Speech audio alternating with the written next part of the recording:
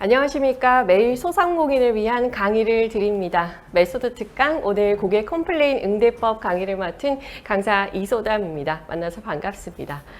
저희는 현재 코로나19 방역수칙을 준수하며 촬영하고 있다는 점 참고로 말씀드리겠습니다. 그럼 지금부터 본격적으로 강의 시작하도록 하겠습니다.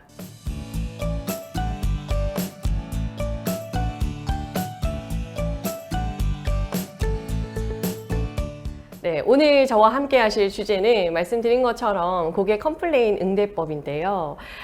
컴플레인을 오늘 좀 중요하게 다뤄보도록 할 텐데 사실은 컴플레인 상황에서 굉장히 어려움을 겪는 분들이 많으세요. 왜냐하면 고객들이 우선은 좀 화가 나 있는 상태이기 때문에 그러한 감정적으로 부정적인 상태에서 고객을 대하는 것 결코 쉽지 않은 일이거든요. 그래서 오늘 저의 강의를 좀 잘 따라와 주신다면 제가 오늘 불만 고객을 어떻게 응대하면 되는지 정말 꼭꼭 집어서 잘 이야기를 해 드릴 테니까 마지막까지 잘 경청해 주시고 따라와 주시기를 부탁드리겠습니다. 오늘 강의 컨텐츠도 조금 같이 소개를 해 드리도록 할게요. 오늘 저와 함께 하실 강의 내용은 먼저 불만 고객의 이해 및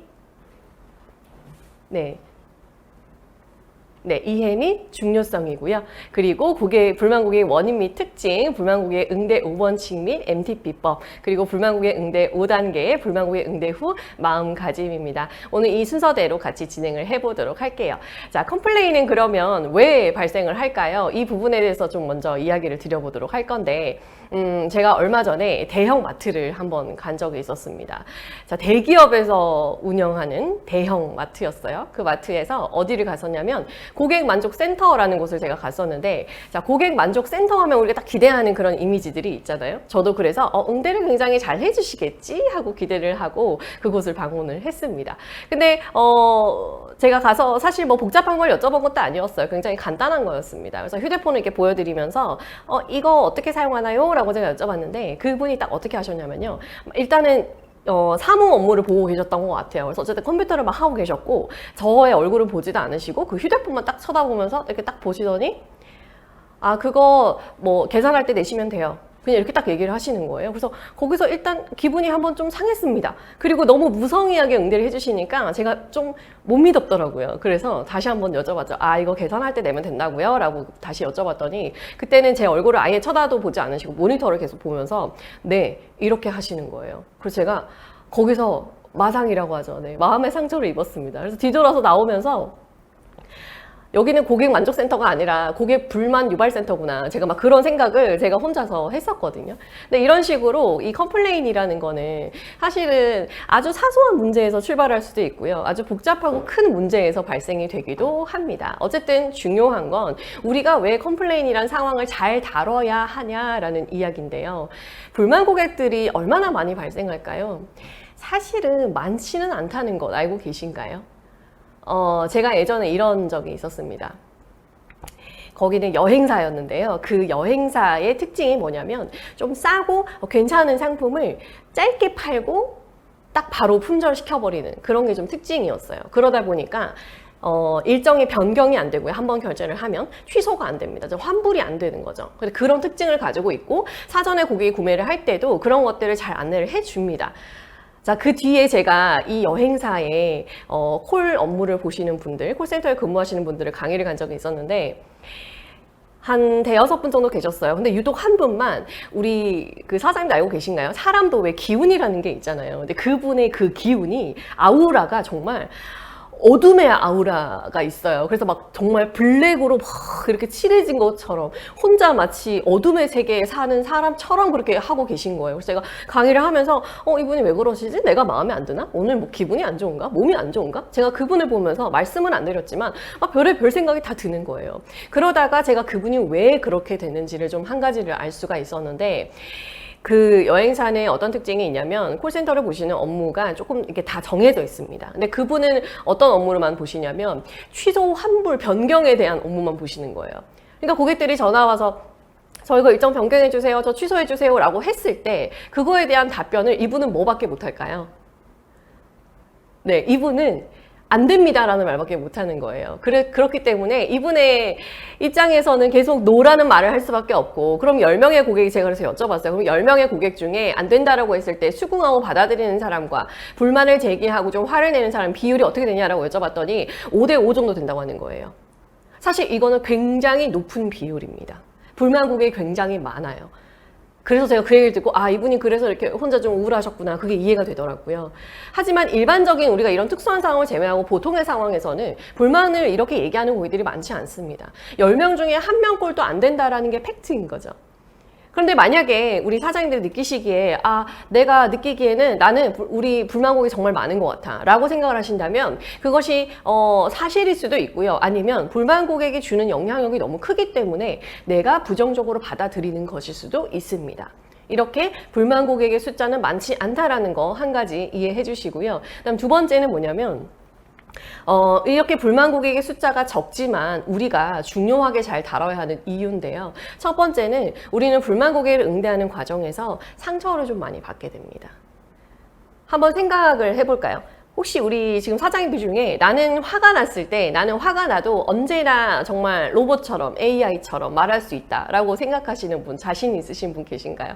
저는 자신이 없거든요. 저는 화가 나면 막 흥분을 하고요. 목소리 톤이 높아지고 말이 빨라지고 과격한 단어가 나와요. 그러니까 고객들이 불만 상황에서 그러한 과격한 단어, 언성이 높아지고 상처를 주는 말들을 좀 하다 보니까 이 고객들을 이렇게 대하다 보면은 나도 모르게 그 과정에서 상처를 많이 받게 됩니다. 즉 불만 고객을 응대를 잘못하게 되면 나 또한 데미지를 입는 것인 거죠. 이게 첫 번째 중요한 이유고요. 두 번째는 아마 알고 계시겠지만 부정적 구조는 훨씬 더 그 파급력이 크다는 거 알고 계시죠? 단순히 이 고객 한 명이 이탈하는 것이 문제가 아니라 이 고객이 이탈함과 동시에 어떤 마음이 생기냐면 내가 불만을 얘기했는데 이분이 그 과정에서 오히려 이 고객을 더 불만을 크게 만들어 준 거예요. 그리고 해결받지도 못했어요, 제대로. 그러면 약간 이 보복 심리가 좀 올라옵니다. 그래서 나 이거 가만 안 둘 거야, 나 어떻게든 할 거야 막 이러면서 뭐 입소문을 내고 막 SNS에 올리고 이러한 행동 유형으로 나타나게 되는 거거든요. 그렇기 때문에 부정적인 구전을 퍼뜨릴 수가 있고요. 응대 과정에서 나도 상처받고 고객도 상처받는다.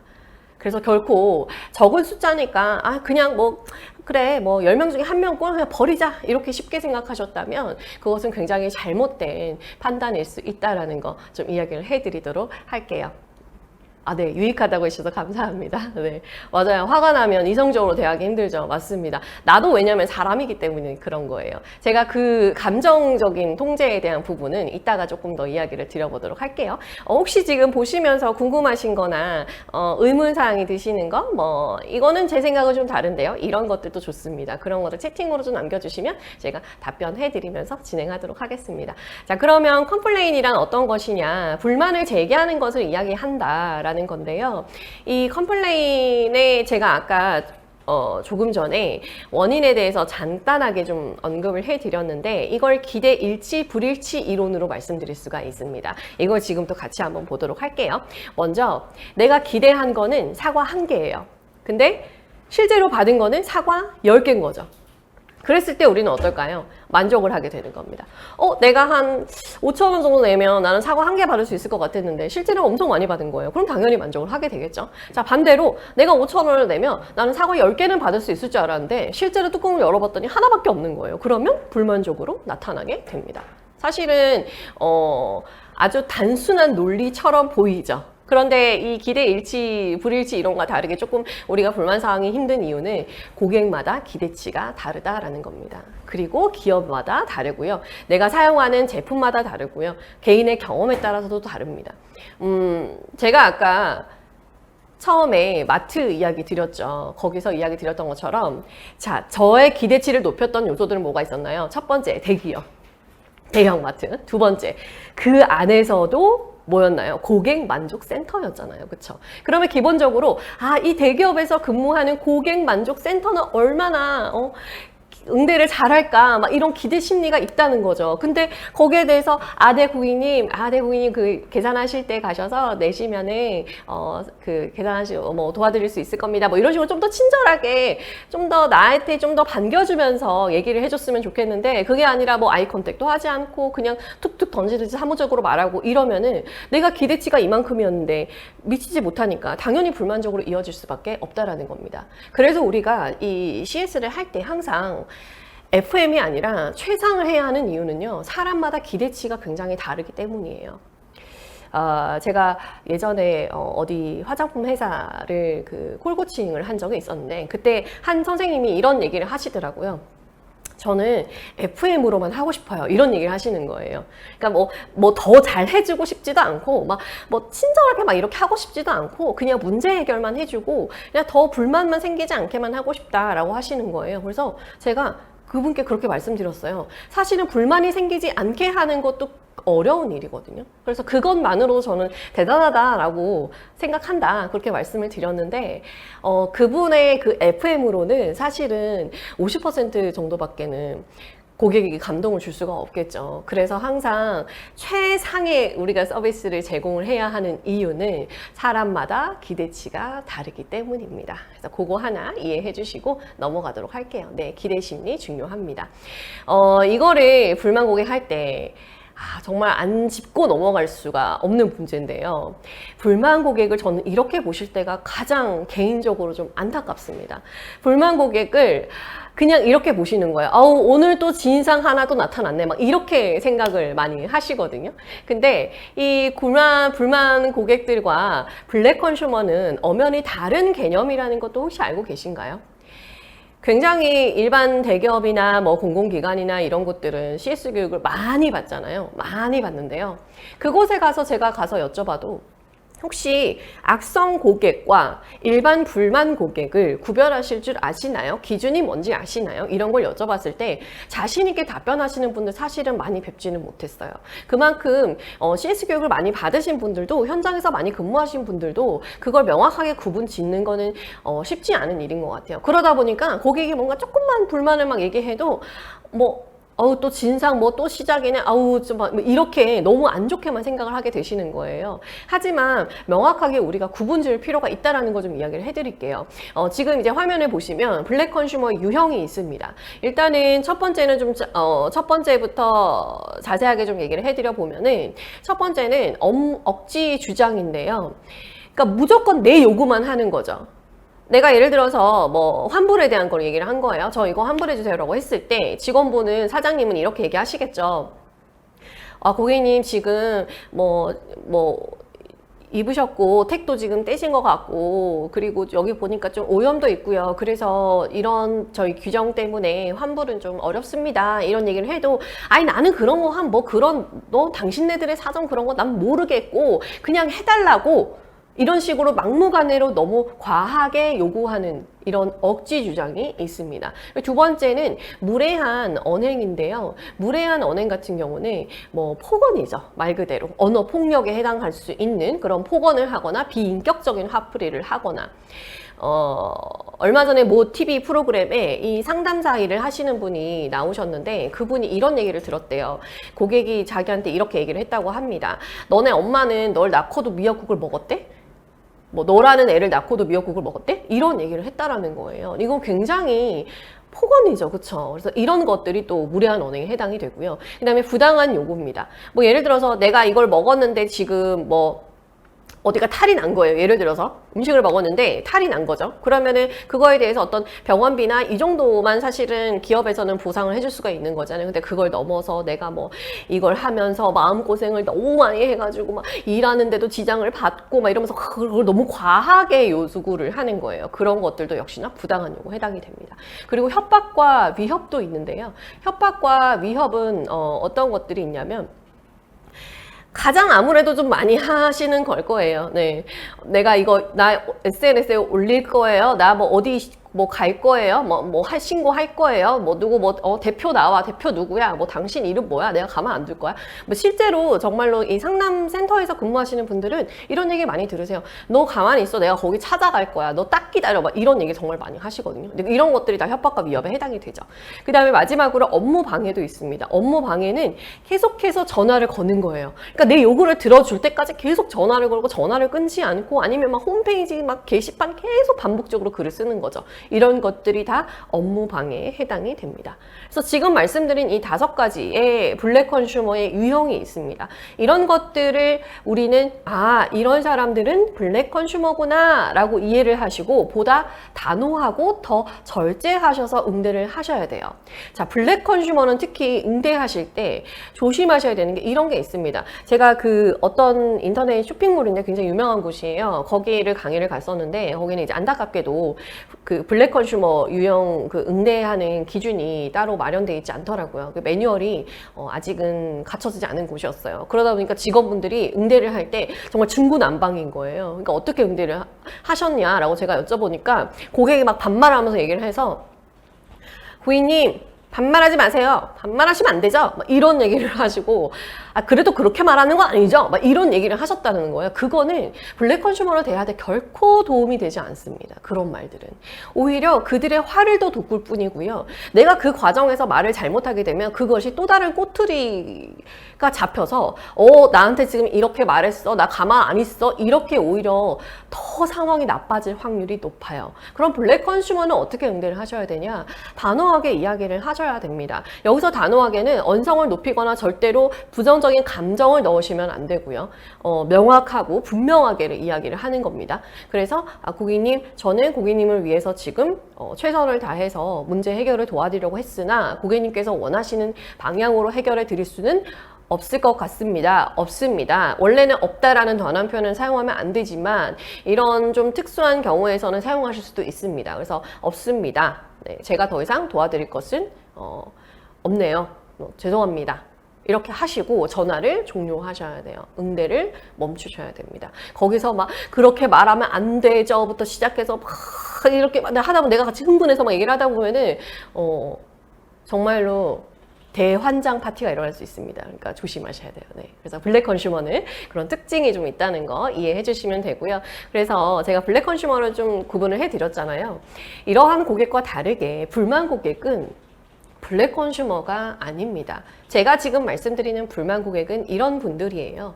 아니 제가 이거 음식 먹었는데 맛이 옛날이랑 좀 많이 달라진 것 같아요. 원래 이런 맛이 좀 강했는데 왜 이렇게 됐죠? 좀 개선해 주셨으면 좋겠어요. 그쵸? 그리고 제가 아까 그 마트 상황에서 저는 물론 불만을 제기하지 않았지만 제가 불만을 제기한다면 이렇게 얘기할 수도 있습니다.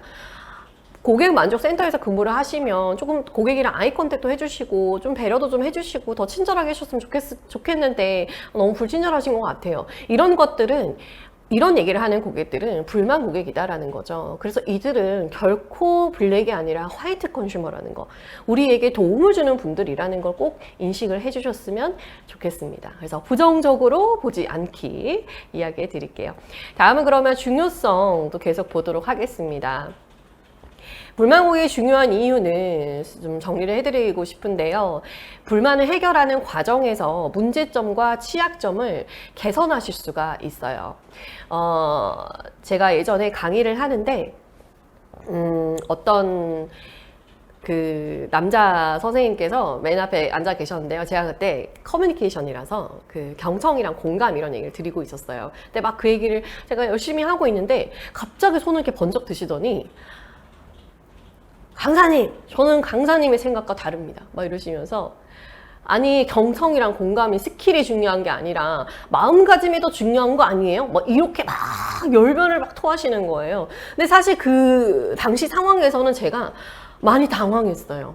많이 당황했고 그런 경우가 강의하다 보면 많지는 않거든요. 그러다 보니까 1차적으로 당황했고 2차적으로는 좀 불쾌했습니다. 왜냐하면 그걸 좀 예쁘게 말씀하시는 게 아니라 공개적으로 너무 거칠게 말씀을 하시니까 제가 감정적으로 저도 사람이다 보니까 마음이 좀 상한 거예요. 근데 그 일이 있고 나서 정말 이상한 분이네? 이렇게 생각하고 만 게 아니라 제가 그분이 했던 말을 다시 한번 생각을 해봤습니다. 생각을 하면서 곰곰이 좀 제가 했던 강의들을 되돌려 생각을 해봤더니 정말로 그분의 말씀이 맞는 거예요.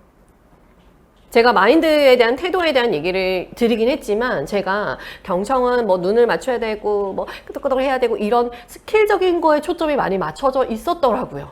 그래서 제가 그분의 이야기를 듣고요. 제 강의의 방향을 바꿨습니다. 스킬을 이야기 드리지 않는 건 아니고 이게 얼마나 중요하고 마음가짐을 어떻게 가져야 되는지에 대한 얘기를 같이 중요하게 이야기를 드리기 시작했어요. 저는 그분을 통해서 제가 성장할 수 있었던 거죠. 고객들은 우리가 미처 깨닫지 못한 문제점과 취약점을 꽤나 예리하게 잘 짚어냅니다. 그걸 명심하셔야 돼요. 그래서 고객들이 하는 말을 절대 무시하시면 안 되고요. 다시 한번 생각해 보실 필요가 있어요. 제가 얼마 전에 제 친구가 이제 그 인천에 좋은 아파트로 이사를 왔어요. 그 새 아파트로 이사를 와가지고 제가 이게 구경을 하러 갔는데 예전에 구경을 하러 갔었는데 막 이렇게 둘러보다가 이 주방 쪽에 벽이 이렇게 검은색인 거예요. 검은색인데 그 콘센트 색깔이 거기만 벽 색깔에 맞춰서 블랙으로 제작이 됐더라고요. 그러니까 다른 곳들을 제가 보니까 화이트예요. 근데 거기만 블랙인 거예요. 그래서 제가 친구한테 야 여기 그 되게 센스 있게 인테리어 너무 잘했다. 여기를 블랙으로 맞췄네? 그 얘기를 했더니 그 친구가 자기 몰랐다는 거예요. 그 사실을 제가 얘기를 해서 알았대요. 근데 이런 것처럼 우리는 고객의 입장이 아니라 사장의 입장으로 직원의 입장에서 항상 우리의 서비스를 보다 보니까 오히려 객관적으로 타인이 볼 때보다 더 이것을 미처 깨닫지 못할 때가 생각보다 많습니다. 그래서 이 고객들의 보는 시선이 생각보다 정확하고 예리하니 그것을 통해서 우리가 성장할 수 있다라고 좀 긍정적으로 생각을 해주시고 고객이 하는 말들을 좀 부정적으로 받아들이지 않으셨으면 좋겠습니다. 네, 좋은 강의 감사하다고요. 네, 감사합니다. 그리고 두 번째로 만족한 고객은 또 충성 고객이 되기도 하는데요. 되게 신기하게도요. 불만을 이야기하기 전보다 고객이 불만을 얘기하고 나서 그걸 굉장히 잘 해결해주면 고객은 불만을 얘기하기 전보다 이 기업을, 이 서비스를, 이 회사를 더 사랑하게 됩니다. 즉 충성 고객이 되는 거죠. 그러한 특징이 있다라는 거. 그래서 이걸 우리가 잘만 이용을 하면, 잘만 활용을 하면 오히려 우리에게 좋은 기회가 될 수 있다라는 거죠. 그리고 마지막으로 오프닝에서 말씀드렸던 불만족한 고객은 이탈을 하게 되는데요. 제가 말씀드렸죠. 한 명을 잃는 게 아니라고 말씀을 드렸잖아요. 한 명을 잃는 것이 아니라 더 많은 잠재적인 고객들을 우리는 잃을 수가 있습니다. 부정적인 구전 때문인 거죠. 우리 이 메소드 특강에서 보니까 고객 심리 관련된 특강도 있더라고요. 근데 거기에 보면은 이 뭐 충성 고객이나 이런 개념 정리도 굉장히 좀 잘 해주시고 그런 것들이 있어요. 그래서 오늘 오전에 했던 고객 커뮤니케이션 강의도 저도 들었는데 굉장히 유익한 내용이 많더라고요. 그래서 그런 것들을 조금 같이 들으시고 제가 오늘 하는 얘기를 좀 들으시면은 더 많은 도움이 될 수 있을 것 같습니다. 그래서 어쨌든 원래대로 다시 돌아와서요. 자, 나쁜 구전을 굉장히 많이 퍼뜨린다라는 이야기를 드렸는데요.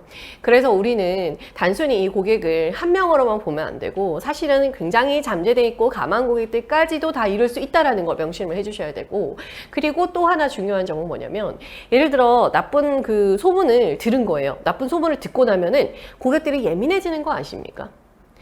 제가 예전에 어디 강의를 갔었는데 거기 가서 혹시 그 컴플레인 있었던 거 있으시면은 경험 좀 얘기해 주세요 라고 말씀드렸더니 한 분이 뭐라고 얘기를 하셨냐면은 본인이 어디 이제 가전제품을 사러 갔는데 거기 그 응대를 하시는 영업사원분이 이렇게 얘기를 하셨대요. 그분이 뭐 주방 제품을 샀는데 거기서 그 응대를 하시는 분이 제가 그러면 이 후라이팬을 같이 나중에 사은품으로 보내드리겠습니다 라고 먼저 얘기를 하셨대요. 그래서 한 2주 뒤에 고객님 받으실 수 있을 거예요 이렇게 얘기를 했다는 거예요. 그래서 알겠습니다 이러고 집에 왔는데 한 달 정도가 지나고 나서 갑자기 그게 생각이 난 거예요. 뭐야 후라이팬 보내준다더니 왜 아직 안 보내죠? 그리고 이제 확인 전화를 해보니까 알고 보니까 누락이 돼 있었던 거예요. 그래서 그 얘기를 저한테 해주시더라고요. 그래서 본인이 좀 아니 내가 달라고 해서 준 것, 뭐 내가 달라고 해서 받은 것도 아니고 먼저 준다고 해놓고 꼼꼼하게 챙기지도 않고 그래서 난 화가 났었다 이런 얘기를 제가 들은 거죠. 그러고 나서 정확하게 1년 뒤에 제가 그 똑같은 가전제품 매장에 에어컨을 사러 갔었거든요. 근데 사실 저는 그 얘기를 까먹고 있었어요. 근데 에어컨을 사러 가서 언제 제가 그 얘기가 기억이 났냐면 영업사원분이 저희가 에어컨을 사니까 선풍기를 주신다고 하시는 거예요. 그때 제가 그 선생님이 해주셨던 얘기가 딱 생각이 나는 거예요. 그러면서 저는 만약에 제가 그 얘기를 안 들었다면 그냥 아, 네, 알아서 보내주시겠지 이렇게 생각을 했을 거예요. 근데 그 얘기를 이미 들었기 때문에 전 예민해지는 거죠. 뭐야, 이번에도 보내준다고 까먹는 거 아니야? 나 누락되는 거 아니야? 막 이런 생각을 저도 모르게 하게 된다는 거예요. 그래서 특정한 기업이나 어떤 서비스에 대해서 내 지인에게 부정적인 구전을 들었다. 내가 어디 인터넷에 봤는데 안 좋은 소문을 내가 뭐 이런 후기를 봤다. 그러면 내가 그 서비스를 이용하게 됐을 때 훨씬 더 보시는 이 시각들이요, 고객님들이 굉장히 예민해지는 경우가 있어요. 그래서 이러한 세 가지 측면을 봤을 때 우리는 불만 고객을 이탈하지 않도록 해야 되고요. 오히려 응대를 굉장히 잘하면 고객을 나의 정말 열성 팬으로 만들 수 있는, 충성 고객으로 만들 수 있는 절호의 기회가 될 수 있다라는 거. 그래서 불만 고객을 부정적으로 보지 마시고 좋은 기회로 보시는 좀 긍정적인 태도를 가져주시면 되겠습니다. 그러면 지금부터 불만 고객의 행동 유형과 심리에 대해서 좀 더 알아보도록 할게요. 잘 되게 하는 건 힘들어도 망하게 하는 건 쉽다고. 어머, 죄송해요. 제가 너무 웃었죠. 너무 공감이 돼가지고. 이거 약간 이거랑 비슷하지 않나요? 돈 버는 거는 힘든데 돈 쓰는 건 되게 쉽잖아요. 네. 제가 사실 얼마 전에 그 출산을 해서 살이 이렇게 좀 붙어가지고 그 66 사이즈 옷들로 제가 새로 샀어요. 그래서 택배가 올 때마다 사실 남편의 눈치가 좀 보였는데 어쨌든 제가 그렇게 택배를 좀 샀더니 제가 그 쇼핑몰에 VIP가 되어 있더라고요. 깜짝 놀랐잖아요. 네. 어쨌든, 아, 맞아요. 망하게 하는 건 쉽다. 아무래도 불만 고객 상황에서는요, 이게 좀 더 그럴 확률이 높습니다. 왜냐하면, 불만 고객을, 화가 난 고객들은 좀 더 예민해져 있는 상태거든요. 왜 우리가 그렇잖아요. 사람이 내가 마음이 편안하고 뭔가 행복하고 이럴 때는 타인에게 굉장히 관대해지는 거 알고 계세요? 괜찮아, 괜찮아, 헤헤, 막 이렇게 되잖아요. 그리고 막 조금 이렇게 미운 행동을 해도, 그럴 수 있지, 막 이렇게 돼요. 근데 내가 되게 힘들고 막 지치고 막 스트레스 막 만땅으로 받고 이럴 때는 옆에 조금만 건드려도 왜? 뭐 어쩌라고 막 이렇게 나도 모르게 이렇게 나가게 되거든요. 그래서 불만 고객은 아무래도 화가 난 상태이기 때문에 내가 말 한마디를 좀 잘못하거나 이런 것들이 태도를 좀 잘못하는 것들이 더 잘 망할 수 있다는 거 이해해 주시면 좋을 것 같아요. 네, 아주 잘 이해하고 계시네요. 그 다음에 행동 요령 꿀팁 좀 많이 달라고. 네네, 이따가 제가 구체적으로 좀 말씀드리도록 하겠습니다. 불만 고객 한 명 있더라도 그러다 말겠지가 아니라 나쁜 일을 부풀려서 퍼뜨릴 수도. 맞아요. 아주 우리 삐약삐약님 맞으시죠? 네, 잘 이해하고 계시네요. 맞아요. 이게 부풀린다라고 표현을 하셨잖아요. 이거 굉장히 중요한 포인트거든요. 제가 아까 처음에 말씀드렸던 거 기억나시나요? 불만 고객은 마치 뭐와 같냐면 작은 불씨와 같아요. 그래서 예를 들어서 우리 지금 여기 스튜디오에 불씨 하나가 생겼다고 해볼게요. 그랬을 때 이거를 그냥 어떻게 끄시겠습니까? 후 불어도 되고요. 이렇게 뭘 탁 덮어도 되고요. 아니면 물 살짝 끼얹으면은 바로 불이 꺼지잖아요. 그런데 이걸 그냥 뭐 저거 뭐 불씨 하나 뭐 지하라서 저러다 꺼지겠지 이렇게 내버려 두면은 결국은 건물 전체를 태울 수도 있거든요. 이게 불만 고객의 특징입니다. 내가 사소한 불만으로 시작을 했다고 하더라도 그 과정에서 직원분들이나 사장님들이 그걸 무시하는 태도를 보이거나 냉담하거나 그래서 뭐 어쩌라고 다른 사람 말 안 했는데 뭐 내가 뭐 해줄 수 있는 거 없어 나는 이런 태도를 보이게 되면 고객의 이 불만이요 눈덩이처럼 커집니다. 그래서 보복 심리, 약간 복수하고 싶은 그런 마음이 생겨요. 그래서 내가 생각하는 거에서 막 자꾸 이렇게 부풀리게 되는 거죠. 네, 그래서 그거 굉장히 중요한 포인트 잘 이야기해 주셨어요. 네, 감사합니다. 이제 원래대로 다시 돌아와서 그럼 이제 행동 유형도 한번 같이 보도록 하겠습니다. 행동 유형은 첫 번째로는 말씀드렸다시피 제가 불만을 가진 사람들이 생각보다 불만을 얘기를 많이 안 한다라는 얘기를 해드렸잖아요. 실제로 100% 중에 5%만이 기업에 항의를 한다라고 나와 있습니다. 그럼 다른 고객들은 어떻게 행동을 하냐? 거래를 단절한다라는 거죠. 그냥 아마 지금 이 강의를 보고 계신 선생님들도 그러실 거예요. 예를 들어서 내가 어디 식당에 갔는데 불만족을 한 거예요. 그랬을 때 뭐 그 직원에게 바로 얘기를 한다거나 나오면서 사장님한테 얘기를 한다거나 하시는 분들을 드뭅니다. 왜냐하면 아유 그냥 내가 다음부터 안 가고 말지 이렇게 생각하고 마신다는 거예요. 예전에 제가 모 프랜차이즈 회사를 강의를 한 적이 있었는데 거기 그 자리에 이제 점주님들 뭐 점장님들이 오셨어요. 그래서 제가 우리 매장에 그 서비스 점수를 만약에 줄 수 있다면 몇 점 정도 주겠어요? 라고 제가 여쭤봤더니 한 사장님이 한 점주님이 저희는 적어도 90점 이상은 되는 것 같아요 라고 자신 있게 얘기하시는 거예요. 그래서 왜 그렇게 생각하시나요? 근거가 뭔가요? 라고 제가 여쭤보니까 우리는 불만을 얘기하는 고객이 별로 없거든요. 이렇게 얘기를 하시는 거예요.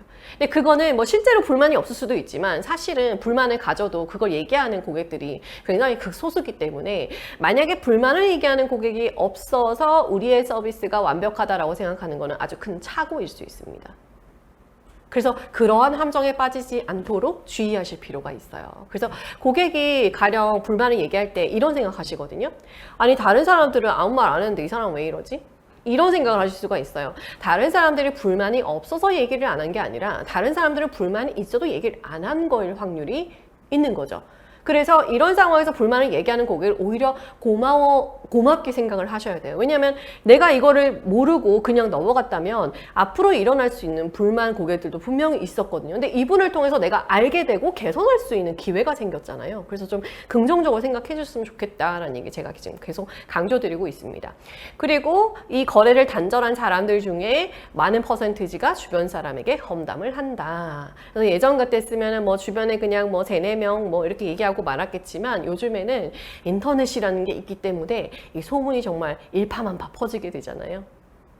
예전에 그 제가 프랜차이즈 회사에서 사내 강사로 근무를 할 때 우리 홈페이지에 게시판에 글을 쓰시거나 아니면 전화로 고객센터에 전화로 불만을 접수해 주시는 고객님들은 굉장히 고마운 고객님들이라는 거 혹시 알고 계신가요?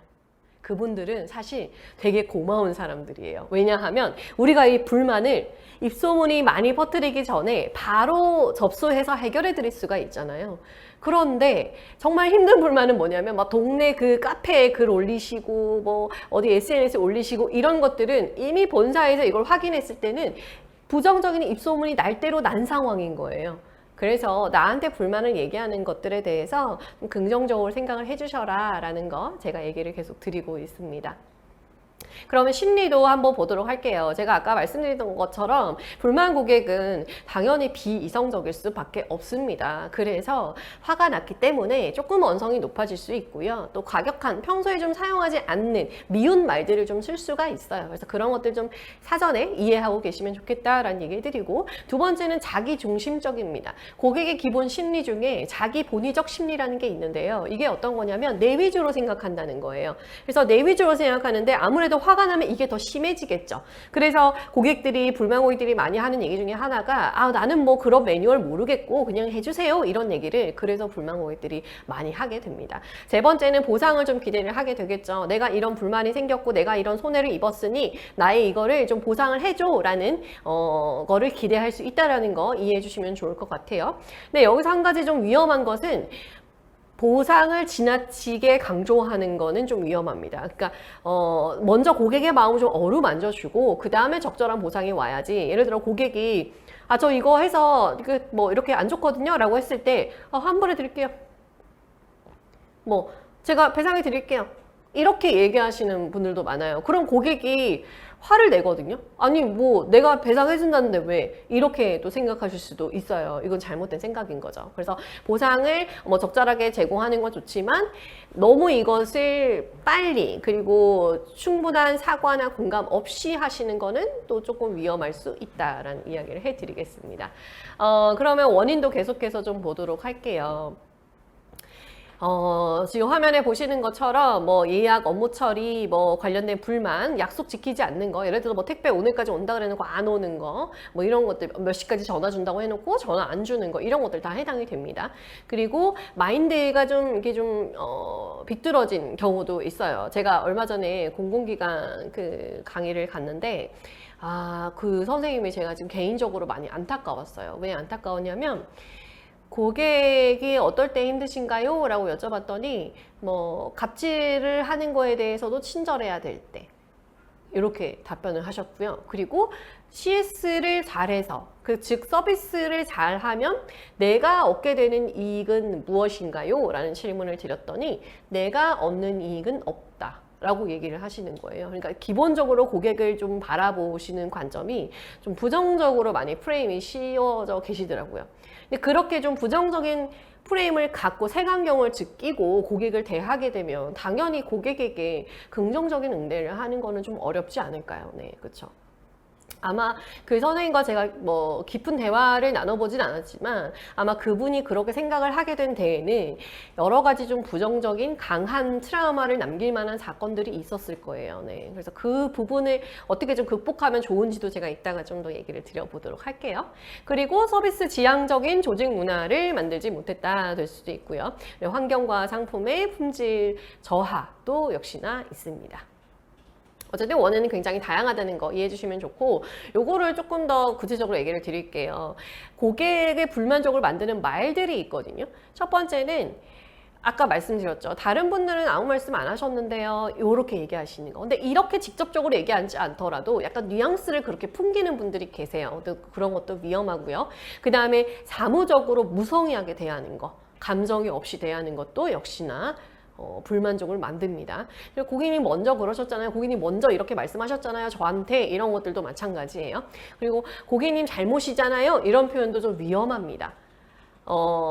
예를 들어서 그런 경우도 있어요. 우리가 정말로 우리의 서비스나 우리의 제품이 잘못이 있어서 고객의 불만이 생기는 경우도 있지만 고객이 오해를 해서 고객의 작동을 잘못해서 그렇게 되는 경우도 있습니다. 그쵸? 그럴 때 아마 대놓고 얘기하고 싶으실 거예요. 너가 잘못했잖아. 네가 제대로 안 봤잖아. 이렇게 정말 대놓고 얘기하고 싶으실 거예요. 그리고 이걸 대놓고 얘기하시는 분들도 가끔 계십니다. 근데 그거 굉장히 위험하죠. 그래서 고객님 아마도 좀 설명서가 보시기에 조금 복잡하고 어려우셨나 봐요. 이렇게 완곡한 표현을 사용해 주셔야 돼요. 또는 어떤 커뮤니케이션에 있어서 조금 오해가 발생이 된 것 같습니다. 이렇게 해주시는 게 중요한 거죠. 그래서 고객님 뭐 잘못이잖아요. 이렇게 대놓고 얘기하는 거 굉장히 위험하다라는 이야기를 좀 해드리도록 할게요. 그리고 냉담한 태도로 안 됩니다, 모릅니다, 이런 것들 역시 마찬가지입니다. 그리고 흥분하지 마시고요, 뭐 이런 표현들 제가 실제로 그런 적이 있었어요. 와, 내 얘기인가? 실제로 그런 적이 있었어요. 거기도 이제 쇼핑몰이었는데요. 제가 녹음된 콜을 들어봤는데 남자분이 실제 흥분하지 않았어요. 그냥 매너가 좋은 분이에요. 제가 느꼈을 때는 음성적으로. 그래서 그냥 사분하게 얘기를 하고 있는데 이 직원분이 어떤 말씀을 쓰셨냐면은 고객님 흥분하지 마시고요. 차분하게 말씀해 주세요. 라고 이렇게 얘기를 하는 거예요. 근데 이 남자분이요. 그때부터 흥분하기 시작했습니다. 어떻게 흥분했냐면 제가 흥분했다고요? 제가 언제 흥분했어요? 막 이러시면서 그때부터 진짜 흥분을 막 하기 시작하는 거예요. 그래서 흥분하지 마시고요. 빨리 말씀하지 마시고 이런 얘기들이 오히려 고객의 화를 더 돋굴 수 있다는 거, 네, 좀 주의해 주시면 되겠습니다. 그러면 지금까지 불만 고객의 이해, 그다음에 특징, 중요성, 이런 것들 좀 정리를 해드렸고요. 지금부터는 그러면 내가 그러면 불만이 발생을 했을 때 어떻게 해야 더 효율적으로 더 아름다운 마무리를 지을 수 있을지에 대한 내용을 말씀드리도록 하겠습니다. 먼저 응대 5원칙이 있는데요. 첫 번째는 피뢰침의 원리입니다. 번개가 빵 하고 쐈을 때 건물이 흡수하지 않고 땅으로 흘려보내는 것처럼 고객이 하는 얘기를 개인화시키지 않으시는 게 굉장히 중요해요. 무슨 말이냐면 응대를 하시면서 불만 과정에서 상처를 받게 되시는 경우가 왜 그러냐면 그런 것 때문이에요. 고객이 하는 얘기를 나한테 왜 그러지? 내가 뭘 잘못했다고 그러지? 내가 하는 말이 이 정도로 이 사람이 화낼 건 아닌데 이렇게 개인화 시키시거든요. 근데 고객은 나를 개인으로 인식하지 않습니다. 그냥 하나의 기업으로 보는 거예요. 그래서 개인화 시키지 마시고요. 그냥 우리 회사의 제품의 서비스에 지금 화를 내시는 거구나 라고 생각해 주시면 되겠습니다. 그 다음은 책임 공감이에요. 내가 잘못한 게 아니더라도, 내가 만든 환경과 시스템이 아니더라도 내가 속한 그 회사에서는, 내가 속한 사업체에서 일어나는 일들을 다 책임 공감을 해야 된다라는 거고요. 그 다음에 화가 난 상황에서는 최대한 말을 절제하셔야 돼요. 말이 많으면 굉장히 위험합니다. 그리고 진짜 위험한 거 한 가지 뭔지 아십니까?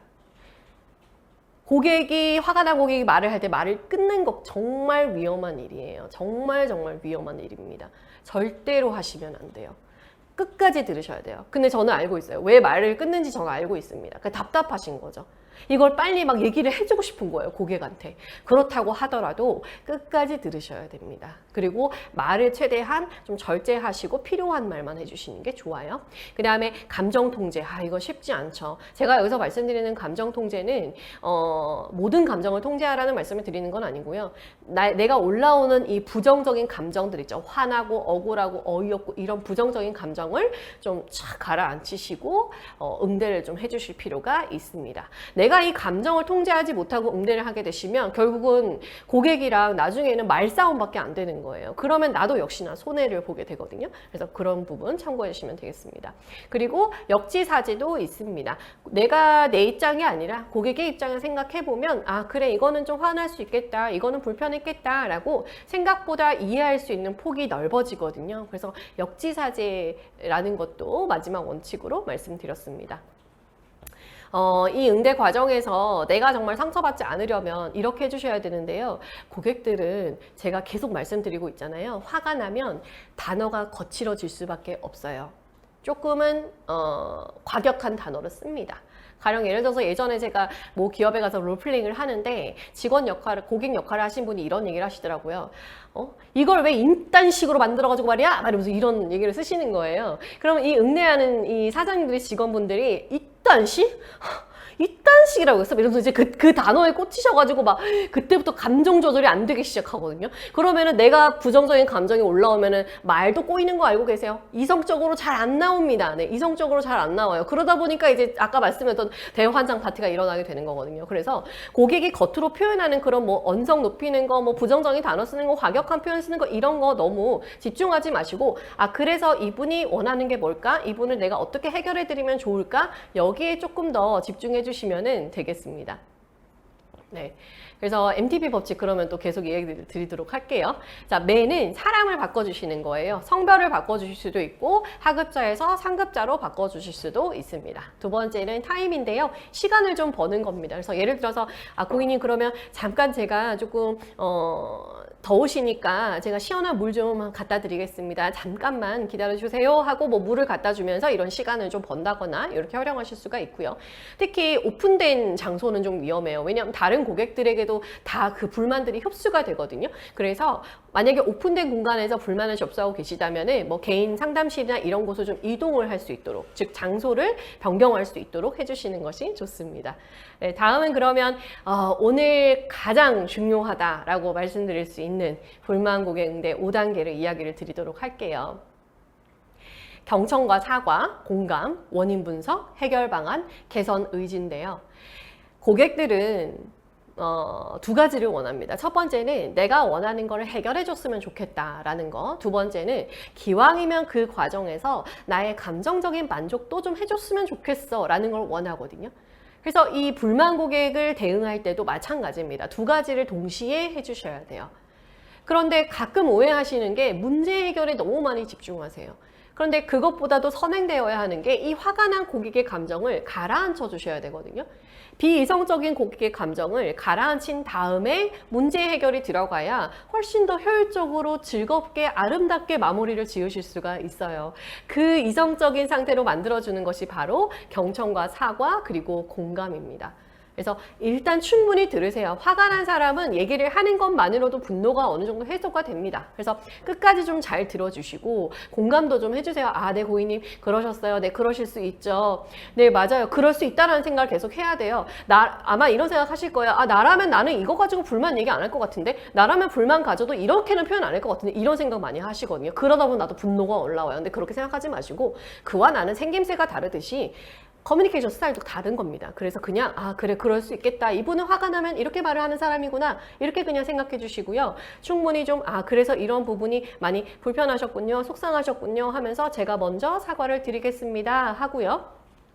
그 다음에 제가 멘트를 좀 보면서 이야기를 같이 드리도록 할게요. 그리고 아마도 이러이러한 부분 때문에 발생이 된 것 같은데요. 괜찮으시다면 제가 이렇게 해결해 드리는 건 어떠십니까? 그래서 고객이 수긍했다면 이해해 주셔서 감사합니다. 재발하지 않도록 주의하겠습니다. 이렇게 활용하시면 되는 거예요. 예를 들어서 내가 사장님이고 우리 직원, 우리 아르바이트생 때문에 불만이 생긴 거예요. 그럴 때 이렇게 하시면 되는 거죠. 고객님 우선 제가 불편을 드려서 정말 죄송합니다. 우리 직원이 응대하는 과정에서 아마 이런 말투나 태도 때문에 좀 속상하셨을 것 같은데요. 아마도 우리 새로 온 직원이 지금 나이도 좀 어리고 아직 서비스 경험이 좀 많지 않다 보니까 그런 부분에서 좀 미숙함이 있었던 것 같습니다. 괜찮으시다면 제가 지금 말씀하신 부분을 제가 조금 해결해 드린 거 도와드려도 괜찮으실까요? 그리고 과정에서 제가 정말 죄송하기 때문에 제가 요거 같이 기분 좀 푸시라고 챙겨드리도록 하겠습니다. 뭐 이런 식으로 해결 방안 제시해 주시고요. 마지막으로 고객님 이해해 주셔서 감사합니다. 말씀하셨던 해당 직원은 앞으로 좀 서비스 교육을 통해서 이런 일 재발하지 않도록 저희가 더 주의하겠습니다. 이렇게 마무리하시면 되는 거예요. 이 멘트가 내가 평상시에 많이 안 해보셨으면은 이렇게 잘 안 나오실 수 있거든요. 그러면은 아마 우리 사장님들이 운영하시는 사업체마다 자주 발생하는 불만 유형들이 있을 거예요. 그래서 그런 것들을 조금 사례를 몇 가지를 좀 생각을 해보시고 이 응대 멘트에 맞춰서 대입을 하셔서 조금 연습을 좀 해보셨으면 좋겠습니다. 그래야지 내가 고객을 딱 맞닥뜨렸을 때 이야기를 하실 수 있거든요. 그래서 오늘 가장 중요한 불만 고객 응대 5단계도 이야기해 드렸습니다. 그럼 마지막으로 마음가짐을 어떻게 가지셔야 되는지 얘기해드리고 좀 마무리하도록 할게요. 우리가 고객을 예를 들어 하루에 10명, 12명 이렇게 만난다고 생각을 했을 때 나는 누구를 기억하나요?에 대한 문제입니다. 보통의 일반적인 고객들이 사실은 가장 많을 거고요. 그리고 굉장히 친절한 고객도 있죠. 어머 너무 감사합니다. 막 이렇게 친절한 고객들도 있어요. 그리고 일부 아주 불만족을 표현하는 또는 좀 매너가 없는 고객들도 있죠. 자, 그런데 우리는 누구를 기억할까요? 우리는 대부분 부정적인 고객을 기억합니다. 사실은 부정적인 고객이 예를 들어 10%밖에 되지 않는데도 우리는 부정적인 고객을 기억한다라는 거예요. 이런 생각 자주 하시나요? 네, 돈 벌기 참 힘드네. 너 들어서 못 해먹겠네. 막 이런 생각 종종 하시죠. 사람은 이 부정적인 기억이 더 강할 수밖에 없습니다. 그걸 보고 심리학 용어로 쾌락의 불균형이라고 부르거든요. 그러니까 내가 부정적인 사람이라서 그런 게 아니라 사람은 누구나 부정적인 기억, 부정적인 경험, 부정적인 말이 더 강하게 각인이 된다라는 거죠. 그래서 이런 부분을 좀 이해를 해주신다면 내가 마음가짐을 어떻게 가져야 하는지를 또 설명을 도와드릴 수 있을 것 같습니다. 첫 번째는 고객의 했던 말이나 행동이나 이런 것들을 너무 확대해서 생각하지 않으셨으면 좋겠어요. 만약에 내가 확대 해석하는 건지 아닌지가 좀 궁금하시면 이 일이 내 일이 아니라 내 지인의 일이라고 생각해 보시면 됩니다. 그랬을 때는 그래 그 고객은 그렇게 말할 수 있지 화가 나면 그럴 수 있어 라고 또 생각하실 수 있거든요. 그래서 확대 해석하지 않기 조심해 주시고요. 두 번째는 자기 성찰을 좀 해주셨으면 좋겠어요. 아까 왜 흥분하지 마시고요 라고 했더니 정말로 그 고객이 그때부터 흥분하기 시작했다는 말씀 드렸잖아요. 만약에 이 직원분이 자기 성찰이 되는 분이라면 아마 응대가 끝나고 생각을 하셨을 거예요. 내가 이 말을 해서 이분이 이렇게 화를 지금 냈구나 라고 하고 다음부터는 그 표현을 사용하지 않겠죠.